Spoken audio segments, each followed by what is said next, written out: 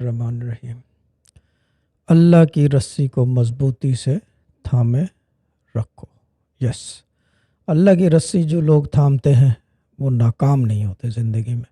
اب چیز یہ ہے کہ اگر اس کو ایز اے ڈبیٹ بتایا جائے کہ جی ناکامی کس کو کہتے ہیں، شادی نہ ہونا ناکامی ہے، رزق کی تنگی ناکامی ہے، یا یہ کہ کیا کہتے ہیں اولاد کی نافرما برداری ناکامی ہے، یا بیماری ناکامی ہے، نو، دوز آر ناٹ ناکامیز، those are basically tests. That's the life you live, that is part of your life.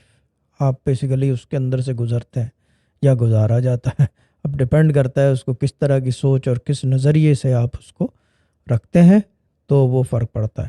مگر دا مین کور اس کے رسی نہیں چھوڑتے۔ رسی جو ہے، جو اسٹرنگ ہے، دا روپ، بیسیکلی اسٹرنگ بھی نہیں ہے، اس روپ، وہ رسی نہیں چھوڑتے، کیونکہ معاملہ یہ ہے کہ وہ رسی اگر چھوڑ دی جاتی ہے تو رسی جو ہے وہ ٹوٹ جاتی ہے، رابطہ منقطع ہو جاتا ہے آدمی کا۔ بہت سارے لوگ ونجنگ مورننگ کرتے ہیں کہ جی اللہ تعالیٰ نے یہ کر دیا، ٹیسٹ ہو گیا، جن کی اولاد سے چلی جاتی ہے، کوئی اس طرح کی چیز ہوتی ہے، کوئی بڑا یعنی کہ سانحہ ہوتا ہے یا بیماری کی وجہ سے، تو وہ ٹیمپریریلی جو ہے رسی چھوٹتی ہے مگر ٹوٹتی نہیں ہے۔